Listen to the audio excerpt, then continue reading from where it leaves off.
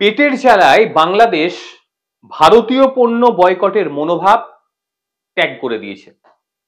এটা শুনে অনেকের অবাক লাগতে পারে, বিশেষ করে বাংলাদেশি কয়েকজন সাধারণ মানুষ যাদের মনের মধ্যে ভারত বিদ্বেষ তীব্রতর আকারে ঢুকে বসে রয়েছে, তাদেরও অবাক লাগতে পারে। কিন্তু আজকের প্রতিবেদনটি দেখুন, আপনাদের কতগুলো মুখ, এক মুখে এক কথা বলেন, আর এক দিক দিয়ে আর এক কাজ করেন। এই তো হচ্ছে আপনাদের মানসিকতা। খাদ্য মন্ত্রণালয়ের যে সিনিয়র তথ্য অফিসার, জনসংযোগ কর্মকর্তা ইমদাদ ইসলাম, তিনি জানিয়ে দিয়েছেন ভারত থেকে আমদানি করা হয়েছে 24,690 মেট্রিক টন সিদ্ধ চাল। গতকাল অর্থাৎ বৃহস্পতিবার সেই দেশে সেই চাল পৌঁছে গেছে। এটাই নাকি বাংলাদেশের অন্তর্বর্তী সরকারের প্রথম চাল আমদানি করা ভারতের তরফ থেকে। গত 11ই নভেম্বর 381 নম্বর চুক্তির আওতায় ভারত থেকে আমদানিকৃত সেদ্ধ চালের এটাই প্রথম চালান, মানে ভারত থেকে এটাই প্রথম চালান নেওয়া হয়েছে। মোট 50,000 মেট্রিক টন আমদানি করা হবে এই প্রথম অংশে, যার মধ্যে মানে গতকাল তাদের ওখানে পৌঁছে গেছে, মানে চট্টগ্রাম বন্দরে পৌঁছে গেছে 4,93,800 বস্তা সেদ্ধ চাল। মানে টোটাল পরিমাণটা যদি ধরি সেই ক্ষেত্রে 24,690 মেট্রিক টন চাল পৌঁছে গেছে বাংলাদেশিদের জন্য। এবার ভাবুন, এতদিন তারা সেখানকার মানুষদের দিয়ে এটাই বলানোর চেষ্টা করছে যে ভারতীয় পণ্য আমরা বয়কট করব। বিভিন্ন ইউটিউবার থেকে শুরু করে সেখানকার বিভিন্ন নেতা নেত্রীরা ভারতীয় পণ্য বয়কট করছিল। এবার ভারতের পাঠানো চাল খেয়ে আবার ঢেকুরও তুলবে। একটা ভিডিও এই সময় খুব মনে পড়ছে, রিজভির, মনে আছে? তার ওয়াইফের একটা শাড়ি নিয়ে এসে, তার চাদর নিয়ে এসে পুড়িয়ে দিয়েছিল, বলেছিল এটা ভারতের। সেই ছবি আপনারা দেখতে পাচ্ছেন। ওরে বাপরে বাপ, কি ভারত বিদ্বেষ, কি নিজের স্বদেশী পণ্যের প্রতি কত আগ্রহ। ভারত থেকে কেনা চাদর না শাড়ি আমি জানি না, সেটা সে পুড়িয়ে দিচ্ছে, কিনা সেটা ভারতের প্রোডাক্ট। এবার এই ভদ্রলোক ভারতের দেওয়া ভাত খেয়ে হাত চাটবে তো? অবশ্যই চাটবে না। ওই বাড়ি থেকে চাল নিয়ে এসে এটাও পুড়িয়ে দেবে? আমার জানা নেই। এত নির্লজ্জ বেহায়া এইরকম রাজনেতা আমি খুব কম দেখেছি। শুধু একজনকে দোষ দেবো কেন, প্রায় মানুষ সেরকম। মানে সুবিধে যখন পাবে তখন পেট ভর্তি করে খেয়ে নেবে, মানে যদি আলকাতরাও পাওয়া যায় সেটাও খেয়ে নেবে। মানে পেটে এত জ্বালা। কোথায় গেল ভাই ভারত বিদ্বেষী, কোথায় গেল? এত চাল আনতে হলো কেন?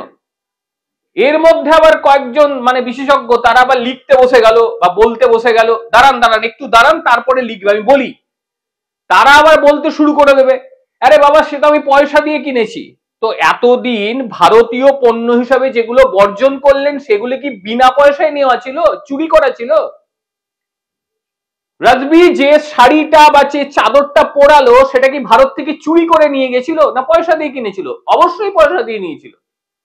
পয়সা দিয়ে নেওয়ার পরেও তো সেগুলো পুড়িয়েছে। এবার কি করবেন? আপনাদের অন্তর্বর্তী সরকার কই? আপনাদের ওই অবৈধ বাবার কাছ থেকে তো নিয়ে আসতে পারলো না চাল, সে তো ভারতের কাছ থেকেই নিতে হলো। এবার সেই চাল খেয়ে পেট ভর্তি করে ঢেকুর তুলে হাত চেটে আবারও ভারত বিদ্বেষী মনোভাব। এত নির্লজ্জ একটা জাতি কিন্তু খুব কম দেখেছি আমরা।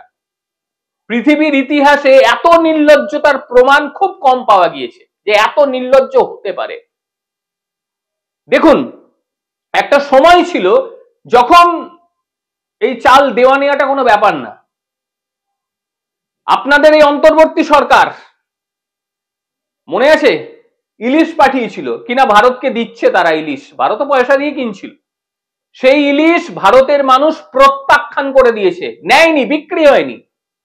এবং যে পরিমাণ আসার কথা ছিল তার অর্ধেকেরও অর্ধেক আসেনি, লস করে দিয়েছে। যারা মানে সরবরাহ প্রতিষ্ঠান ছিল তারা লস করে গিয়েছে। ভাবুন, ভারত এইভাবে প্রতিশোধ নিতে জানে।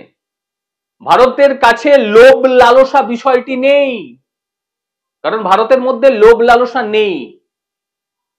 ভারতের দেওয়া ভাত পেট ভরে খান, পেট ভরে খেয়ে ঢেকুর তুলুন, হাত চাটুন, আবার ভারত বিদ্বেষী মনোভাব নিয়ে বসে থাকুন। মানে আমার অবাক লাগে এরা কি করবে, যারা ভারতের কাপড় পুড়িয়েছে, ভারতের পণ্য পুড়িয়েছে, আবার মানে কি বলবো বলুন তো এদেরকে।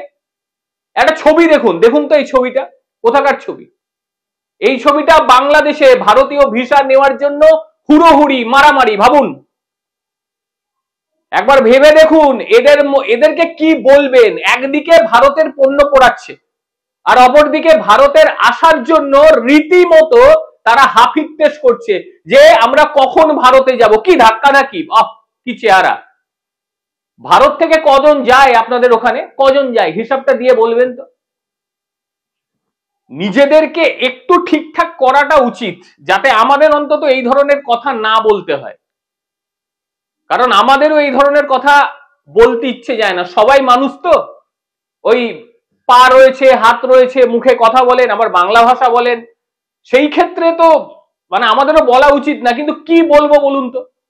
আপনারা একদিকে ভারতীয় পণ্য পোড়াবেন এবং অপরদিকে ভারতের দেওয়া ভাত খেয়ে পেট ভরাবেন, এই তো মানসিকতা।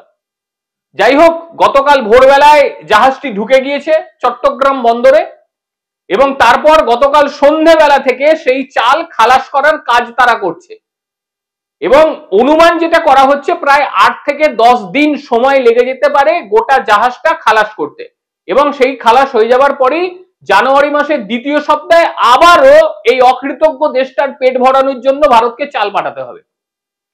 পাঠাবে, অবশ্যই পাঠাবে। কিন্তু এর মধ্যে খারাপ কোথায় লাগে দেখুন। এত কিছুর মধ্যে এই যে মানুষগুলো কমেন্ট করছে, এদের মানসিকতাটা ঠিক কোন জায়গায় একবার ভেবে দেখুন। মানে এত কিছু বলে দেওয়ার পরেও ঠিক একভাবে কমেন্ট করেই চলে যাচ্ছে এরা, বলার কিছু নেই। বাংলাদেশ কি করবে সেই চাল নিয়ে আপনারা জানেন, পেট ভরাবে। এবার তাদের বক্তব্য যে চাল যদি ঠিকঠাক তারা জোগাড় করতে পারে দেশের মানুষকে খেতে দেবে, কোথাও অনাহারের মতন পরিস্থিতি সেখানে হবে না, বাজার খুব ইতিবাচক হয়ে যাবে। যেভাবে চালের দাম বৃদ্ধি পেয়ে গিয়েছিল সেই দাম আর থাকবে না, অনেকখানি নামানো সম্ভব হবে। এবং তাদের যে পরিকল্পনা, ভারত থেকে যেমন চাল নেওয়া হচ্ছে, আরো চালকে মজুত করা হবে ভারতের কাছে, আরো কিছু চাল নেওয়ার জন্য তারা ভারতকে বলবে, এটা হচ্ছে তাদের বক্তব্য। এর মধ্যে আবার সেখানকার স্থানীয় কৃষকরা বলতে শুরু করে দিয়েছে, ভারতীয় চাল তো এলো, এবার আমাদের সুরক্ষা কি হবে, আমরা তো বঞ্চিত হয়ে যাব। ভারতের চাল আসা মানে দাম তো মারাত্মক হারে কমে যাবে, এরপরে আমাদের চাল কে নেবে। তো সেখানকার সরকার জানিয়েছে না না, এমনটি কিছু হবে না, আমরা একটা ভালোভাবে একটা দাম রাখার চেষ্টা করব, যেখানে বাংলাদেশের চালও মানে বাংলাদেশের কৃষকরা যে চাল উৎপাদন করে সেই চাল যেমন দাম পাওয়া যাবে ঠিক একই দাম ভারত থেকে আসা চালের ক্ষেত্রেও থাকবে। কাজে সেখানকার কৃষকদের কোনো রকম অসুবিধা হবে না।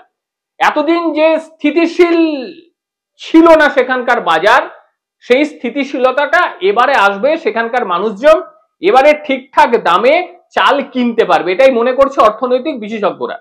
এবার আমাদের তরফ থেকে একটা জিনিস মনে হতে পারে, মানে ব্যাপার হচ্ছে মানুষ যখন না খেয়ে থাকে, অভুক্ত থাকে, তারা বিভিন্ন রকম ভুলভাল আচরণ করে ফেলে। খিদের জ্বালা, তো খিদের জ্বালায় ভুলভাল আচরণ করে, একে দখল করে নেবো, ওকে দখল করে নেবো, এর দোকানে গিয়ে চুরি করবো, ওর দোকানে গিয়ে চুরি করবো, এসব করে আর কি। তার মানে এরপর যখন ভারতের দেওয়া ভাতে তারা পেট ভরিয়ে ফেলবে, স্বাভাবিকভাবেই পেট ঠান্ডা মানে মাথাও ঠান্ডা, আর মাথাটা ঠান্ডা হওয়া মানে আমার মনে হয় এইবারে এই সমস্ত মানসিকতা এবার তারা দূর করবে। মানে এবারে হয়তো বুঝবে, কারণ পেটে যখনই ভরা থাকবে না তখন তারা বুঝবে, ভালো দিক তাদের মাথায় ঢুকবে। কিন্তু যখনই পেট খালি হয়ে যাবে তখনই কিন্তু আবার বদমাইশি শুরু করে দেবে। কাজেই সমস্ত ভারতীয়কে একটা কথা বলবো, প্রতিবাদ করবেন না এগুলো। ভারত পাঠাচ্ছে, পাঠানো দরকার। কারণ আপনি যে কুকুর পুষে রেখেছেন সেই কুকুরটাকে যদি খেতে না দেন সে তো পাগল হয়ে যাবে, আপনাকে কামড়াবে। সেই জন্য তাকে ঠিকঠাক সময় খেতে দিতে হবে। এটার প্রতিবাদ কখনো করবেন না, এটা খারাপ, এটা খুব খারাপ জিনিস। বাড়িতে কুকুর পুষলে পরে সেই কুকুরকে খেতে দিতেই হয়। প্রতিবাদ করবেন না। চাল পাঠাচ্ছে, চাল পাঠাতে দিন, আরো কিছু জিনিস যদি পাঠানোর দরকার পড়ে পাঠাক, তাহলে মাথা ঠান্ডা থাকবে, চিৎকার করবে কম, ভারতের পেছনে লাগবে কম। আজকের প্রতিবেদনটা ছোট্ট প্রতিবেদন করলাম, কিরকম লাগলো অবশ্যই জানাবেন। তবে প্রকৃত বাংলাদেশিদের আমি এখনো বলছি, তাদের কোনোভাবেই অপমান করার কোনো মানসিকতা নেই, আমাদের কোনো মানসিকতা নেই। তারা আমাদের বন্ধু ছিল, চিরকাল বন্ধু থাকবে। কিন্তু যারা পাকিস্তানি তাদের প্রতি কোন রকম সহানুভূতি নেই।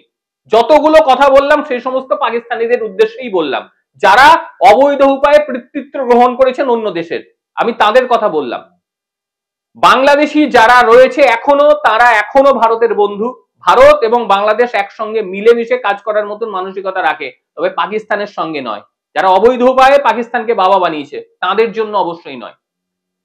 প্রত্যেকে ভালো থাকবেন, সুস্থ থাকবেন। আবারও দেখা হবে অন্য কোনো দিন অন্য কোনো ভিডিওতে। ততক্ষণের জন্য নমস্কার।